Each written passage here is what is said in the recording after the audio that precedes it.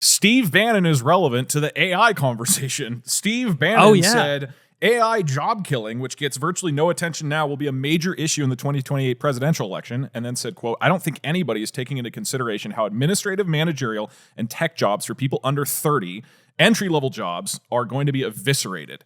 So Steve Bannon actually is kicking off this conversation about AI taking everybody's jobs. I mean, this is the conversation today. This is the big thing, right? Yeah. So, you have an overview you want to give, or like, because everybody's starting to chime in, at least in the spaces that are watching closely. Yeah. So AI obviously taking jobs has been a big concern broadly. To give, I'm going to give a real quick overview of what's been happening this week, and then we can dive into wherever. So essentially, what's been catching headlines is Dario Amodei, who is the CEO of Anthropic, one of the biggest AI companies, has been going publicly around saying some pretty terrifying things, like AI could wipe out half of all entry-level white-collar jobs and spike unemployment to 10 to 20% in the next 1 to 5 years.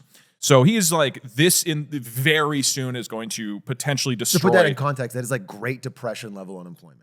10, 20%. That's all of a sudden happening. Yeah. So his argument and the core point he's trying to convey is that the technological rate of progress is greater on this than anything else. So unlike previous industrial revolutions, which happened over time, this is extremely fast. And if you kind of think about this logically, AI models are getting faster extremely quickly. He mentioned how a few years ago, it's like a smart high school student. Now it's a smart college student. And rapidly, in a year, it'll be a smart PhD student, et cetera. But it takes time for that new AI system to be integrated into, let's say, a warehouse or something physical, right? Like that takes, you're then trading robots. You need to physically get the materials. That's exacerbated even more by the crazy trade wars going on. But if you are a software company, if you are a law firm or an administrative group or you're a secretary or whatever, like those tools can be integrated immediately, right? So the white collar jobs, meaning people essentially in offices doing informational type stuff, those are the people who in the short term, everybody will be affected long term, but the next 1 to 5 years, this might just come in like this massive wave and just cause mass havoc. So he's warning a whole lot about this. And you're seeing some examples of this, like Shopify, the CEO said, we will not hire anybody new unless you can prove that you can't do it with AI. That was like a thing he posted like a month or two ago. You also, a LinkedIn executive posted something in a New York Times article, said the unemployment rate for college graduates has risen 30% since September 2022, compared with about 18% for all workers. This is Anish Raman, a LinkedIn executive, who's basically saying new college grads are seeing the worst unemployment, which again are the ones who typically go into these entry-level jobs for white-collar positions. I know that's true, but rising 30% is crazy. I hadn't heard that stat. That's crazy. Yeah. If true, that's crazy. And I think we all anecdotally hear about this, of, it's harder to get a job as a software engineer, it's harder to do whatever. I think the core fear around what's happening with this particular part of AI right now is that the AI is getting good enough to be like and we've talked about this, to be like an entry-level worker. And so if you're already integrated in an industry and now you essentially via AI have an unlimited number of entry-level staff to work for you, it's incredible, right? But the challenge is, why would a company then hire anybody entry-level? How do you ever get the people to learn the stuff to become an expert, which is this broad, higher-level question about things. And then I can quickly outline counter-arguments. Anything else from you guys on this? And we got a lot of really good notes from people in the Discord as well, which we can dive into. So thank you to everybody who gave thoughts on their own experiences with seeing companies integrating AI or failing to integrate AI or replacing them with AI. It's chaos right now. Yeah, I think chaos is the right word for it. The things I'm reading and seeing is that, some people are trying it and they're going too far and it's not working. Like, Klarna tried to replace all their customer service with AI, had to walk it back. It was a disaster. But we're also seeing experts put it into their workflow and get way more productive. We are seeing entry-level jobs, like you said, a lot of them are getting wiped out or being like more radical about testing to make sure before they hire. Like they're making sure, again, they can't do it without AI. I like the idea of walking into Shopify's office and drawing 5 perfect fingers to get your job.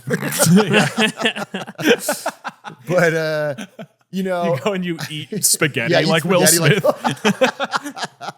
You're hired. I think chaos is there. I don't think anyone can truly tell how it's going to shake out. And because the technology is not static the whole time, it's advancing. Right. That, the reality of the ground is also chasing. Right? Like the ground is shifting under your feet and people are adapting. And, there's a growing groundswell of like, moral pushback. So people are like getting mad about it. So it's like, there's one thing I want to talk about. We can get to it later, but the way companies are now starting to launder their AI work because the reality of it is that it's cheaper and more effective in some cases, and they want to use it. But if it's public, my example is through Hollywood, is where they're trying to find a way to like launder it, where they can do it without seeming like it's AI because they want the cost savings without the pushback. They want to escape the bad press. Yeah.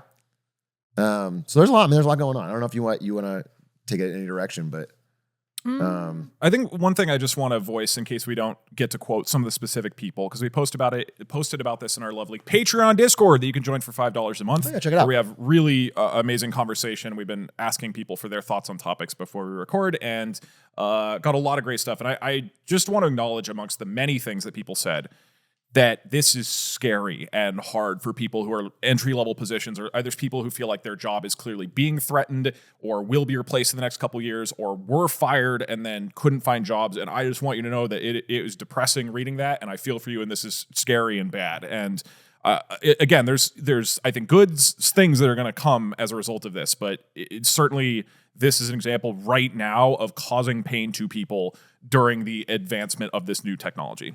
Yeah, I say this all the time.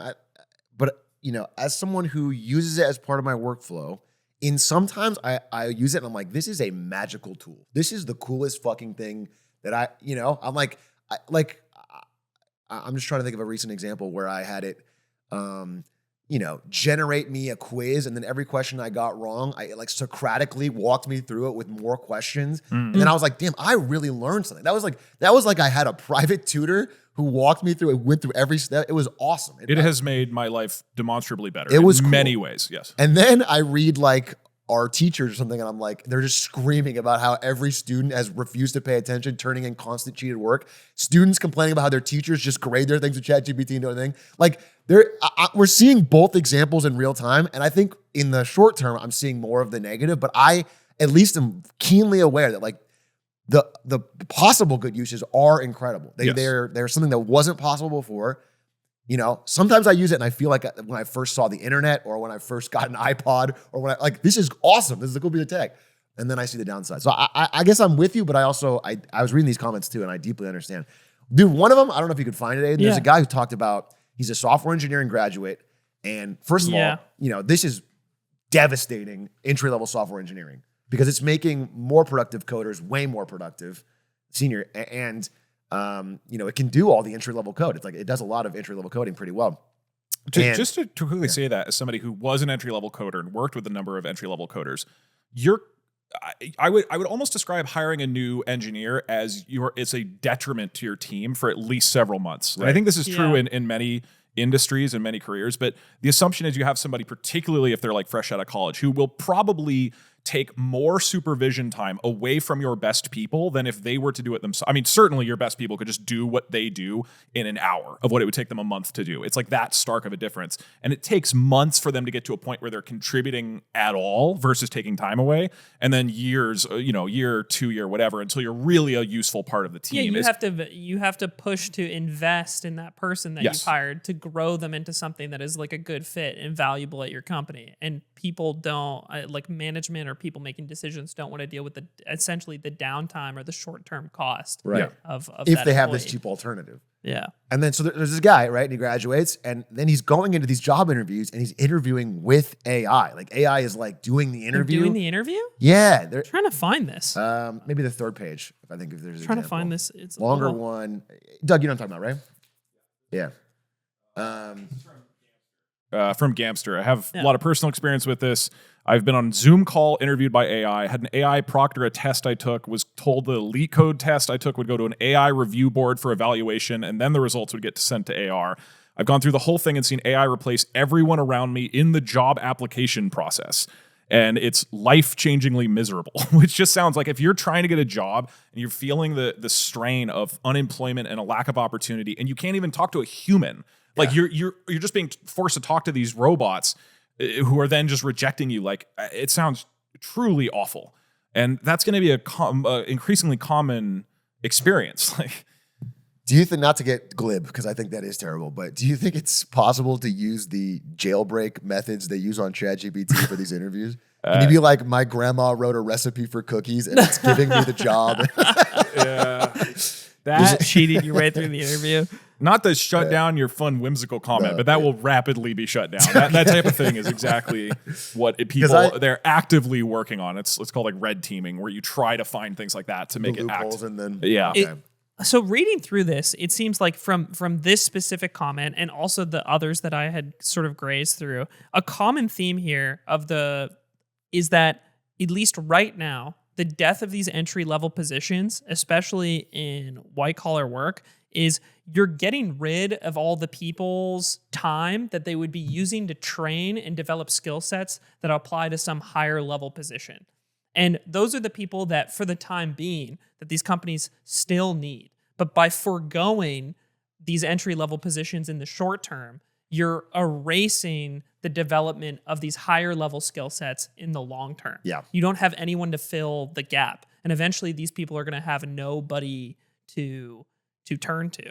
And a lot of people bring that up. It's like, well, nobody is developing the key skills that it takes to get to these like higher level positions anymore. And the amount of like education and time spent learning now that you would need to adequately take on one of these higher level positions is just astronomically more than what is available to you through standard schooling at the moment. That's kind of what a lot of these responses have that same theme. Yeah, there's a huge concern because, again, entry level is what's going to be most targeted, and right now it's going to be white collar entry level. And the question is, how do you get the senior engineer, right, if they never get the job? And there's actually here. Let's move ahead to what people are saying against this, because then we'll get into potential solutions. So after acknowledging that this is a challenging, scary thing, I now want to voice what people are saying to basically counteract some of this. So there's two voices that I think are relevant. One is David Sacks and David Freeberg. These are both, they talked about this on the All In podcast. David Sacks in particular is relevant because he is currently the AI czar of the Trump administration. So this is somebody who is actively managing these AI czar and crypto czar? Yes. Yes. Which, man, doubling up. Not a lot on Thank the crypto God. front, but yeah. So he, when asked repeatedly about the impact on jobs, basically ignored it. He said the 50% of white-collar jobs will be lost is like hyperbole. He went on a long rant, which I think you maybe heard about, how there's this industrial complex that is all set up to basically scaremonger about AI with the intention of then convincing governments to sort of clamp down, overregulate, and pick a couple winners. And so that's the criticism for him, of which I'm personally not. I don't super that believe. tangent did feel a little off the rails when I listened to it. But yeah, felt a little Trump-esque. But then he said, but there are legitimate concerns. And his point is basically the bigger risk is actually China. That if you say, oh, we're concerned about, the short-term job loss and we stop AI progress, we start, in doing increased regulation, then China will win the race, and that's bad. A quote was, I think our policy should be the AI race because the alternative is that China wins it, and that would be very bad for our economy and our military. You can't optimize for only solving one risk while ignoring all the others. So, and then basically saying China won't abide by regulations. So his thought and the explicit intention of the Trump administration right now, as based on the bill they just tried to pass to stop states from having regulation, is minimize regulation, allow everybody to go as fast as possible, even if that causes risks or damage in the short term, because the other alternative is let China win, who will not have those kind of restraints. And then you have an authoritarian government, which is basically in control of the world in many different ways. So that was his take, which is not super comforting right now, but he's sort of like, you can't get too distracted by that. Yeah, I think listening to them talk about it in general, and this also applies to maybe the point that Freeberg brought up, is I think you could make a case that the argument is true. I think you could also replace China with maybe any other country in a way, any other country that is spending the time and the investment in order to develop AI to benefit their country's position in the world, right? And you choosing to ignore and not pursue like that technological advancement, if it is as valuable as people expect it to be down the line, and you become reliant on that to compete as a nation in many, many different ways, you haven't developed your own, you will become beholden to whatever countries have managed to be at the front end of the development of that thing. So I think it's necessary to combat and compete against things.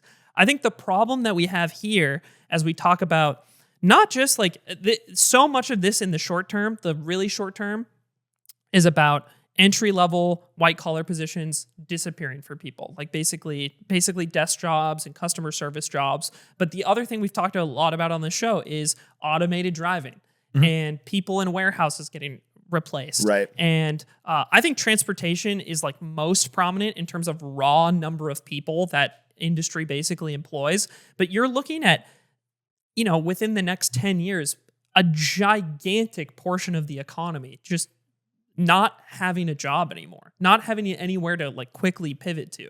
And society is not structured in a way to support that level of unemployment.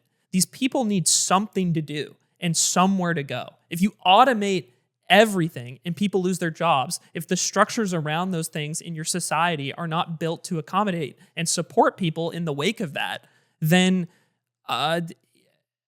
we've just failed. Like there's nothing to pursue at all anymore. It's like there's no sure at a micro level, right? My company could maybe fire my customer service staff, replace them with, let's just say it's a really good AI and it does their job fully better than they ever did. Let's just say that's the case.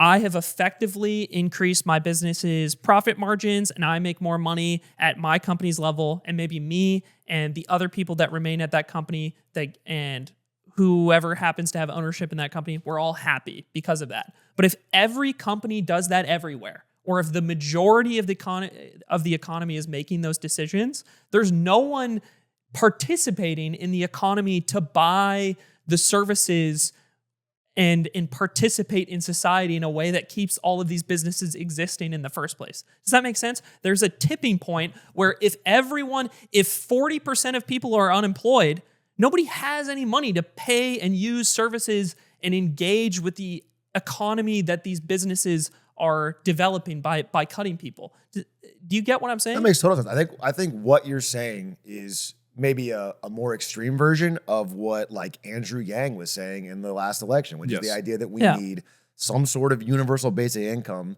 taxed from the AI company's profits, because of you don't really have a great alternative of just stopping technology growth because you'll get outcompeted. Yeah. As any other country that didn't industrialize when the UK did, and then the UK ran the fucking world, people know if you fall behind technologically, there's damaging long-term effects.